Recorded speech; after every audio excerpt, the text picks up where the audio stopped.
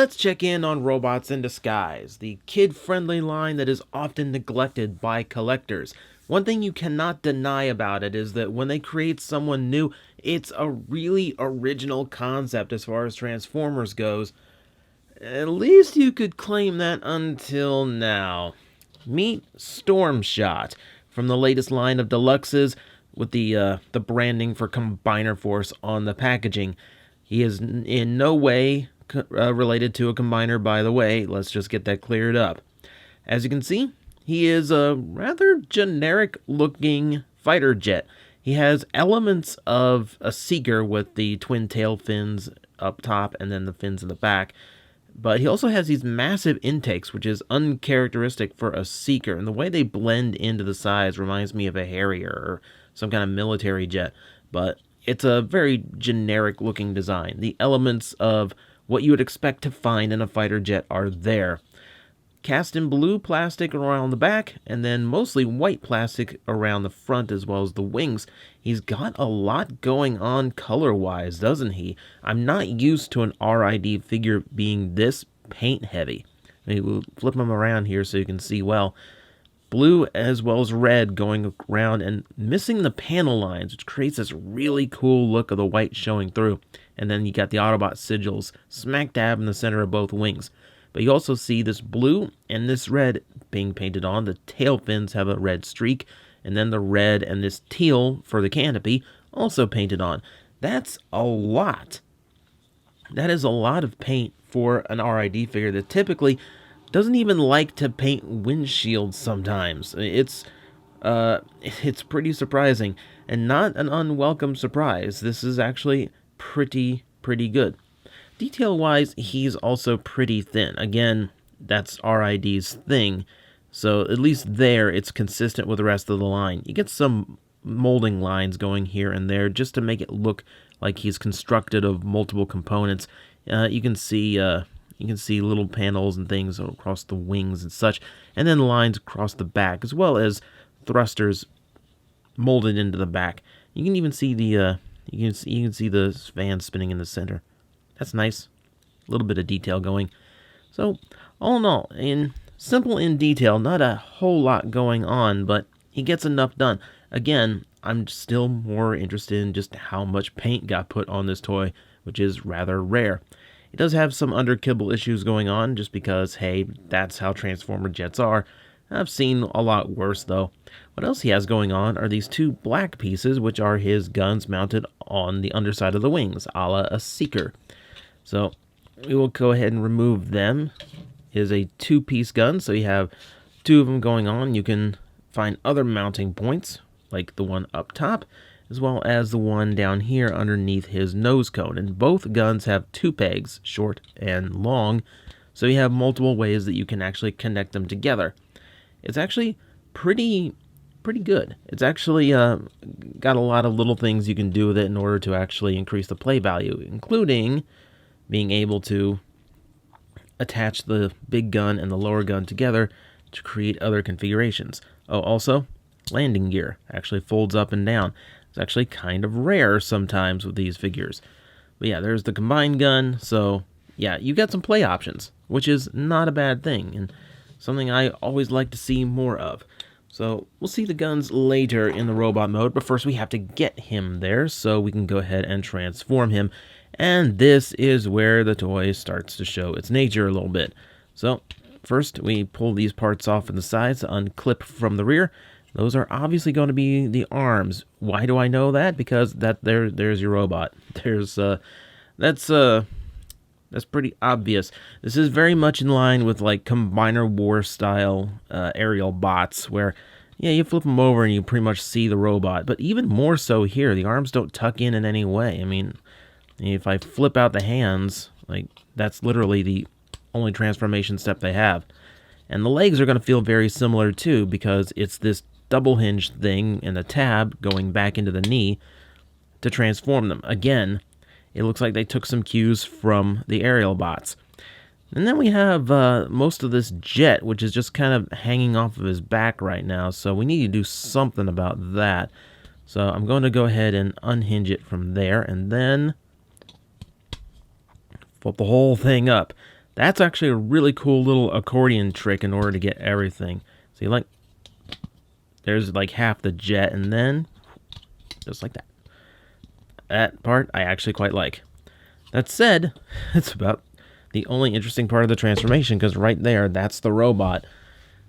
So, what do we think?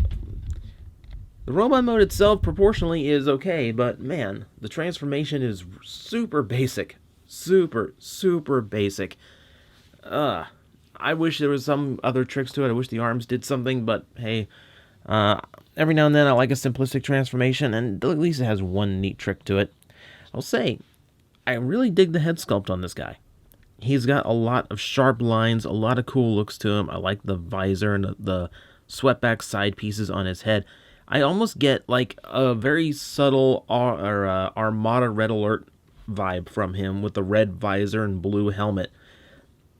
I mean, he looks like what Red Alert would look like if Red Alert was a jet, or like if Red Alert got his hands on the Matrix or something. Either way, I actually like the look, and I like the multiple colors painted into the head, so he actually has some design detail going on. That part's cool. So, looking at the robot mode itself, it's actually it is kind of a plain look. Like, there's some elements to him to try and make him stand out, but for the most part, he does have a lot of seeker to him, doesn't he? The tail fins ending up on the legs, the profile of the wings, and the silhouette created, and there's these little pillars going up the side of his shoulders. He looks like if an artist or a set designer was told, we want to have a transformer in this kid's room, but don't use anyone copyrighted. Just make it look like it obviously is a transformer. So, like, anytime you see that, it's either going to look like Optimus or it's going to look like Starscream. And that is what this looks like. This looks like transforming robot brand X when you can't afford to license a transformer to appear in your fictional media. So that aside, being a little bit generic in the design appearance, again, he is pretty well covered in paint. Aside from all the paint apps on the head, you have this red and white going along the arms as well as down the legs, giving his blue some much needed detail, black for the midsection, and then some asymmetry going on in the chest, which is a nice thing. These are not just painted on, they are actually molded in ridges that are painted inside. That's cool. I also like how the blue trims around these little false intake vents. That gives it a little bit more depth of appearance. I like that too. He does have good molding. He has good molding going on. I like the centerpiece details. I like the little wings that you can spot here and there on his design. He's got some interesting elements to him, though for the most part he does retain this pretty generic, pretty standard style look to him. He doesn't have a whole lot going on, but he has enough to at least go, well, yeah, that's definitely an R.I.D. design. So he is that at least. Does it come across in articulation? Well, we saw that the head does rotate. It's rather tight considering how small the neck is, but hey, it works. Goes all the way around, that's all I ask. Ball joints in the shoulders, pretty well cut. Now, this is why the intakes don't really go all the way, just because they needed that range for the shoulder, but that's how it works, and it still works well. You have a bicep swivel, which is pretty tight on mine. He's got like there's a spot where it's like it's not molded, but it's comfortable. It's like the mushroom peg is comfortable in a particular spot, and the legs will do it too. 90-degree elbow, nothing at the wrist, nothing at the waist. Ball joints in the hip, that works well enough. All range of motion there. And then we have these thigh swivels where, you hear that little click? You hear the little click in there? There's a little spot right there where it's really comfortable to stay in, which is weird, and it does make it a little bit difficult to turn sometimes. Right, this one does it too, but not as loudly. Maybe it's just mine, I don't know. 90-degree bend at the knee, and a natural slant at the foot. So he has a lot going on, as far as an R.I.D. toy goes. He's missing a few that would make him a standout as far as articulation goes, but he does get the point across, doesn't he? He's got enough posability to look good. So what about the weaponry? Well, we do have that hand cannon of his. It's like a double. Look at that, two barrels going off. It looks like RoboCop's gun. I kind of like that. But what they're meant for is to go with this. Here's his major rifle. You can see Nice molding detail going on there. It looks like a combat shotgun, which is not a common thing to see in Transformers, and I kind of like it. But more than that, he's got a peg on the back, so you can combine the guns into one massive rifle. You can mount it the other way, flip it around if you want to undersling the gun, which is actually kind of a cool look. If we can go ahead and plug that into the underside of his cannon. There we go. Doesn't really, he doesn't strike me as someone who would undersling a cannon like that, but he can if you want him to. That's one of the big play values I find in him, is just how versatile his weaponry is in both modes. But beyond that, that's all there really is to Stormshot. He is something of a new contender for my search for the middle. In the middle ground, the most average of Transformers. His articulation is good without excelling. His vehicle mode looks good, but doesn't really do a lot to stand out aside from some of the colors. And really in the robot mode, his proportions are good. He looks good, but he also looks like he's derivative of Transformers before. Like I said, I get hits of Red Alert. I get a lot of Seeker to him. He's like if a Seeker was designed to be an Autobot, is the best way I could really describe the design elements going on. All in all, he doesn't do a whole lot of tremendous stuff. And what he does do is done well enough. Like, there's nothing egregious going on.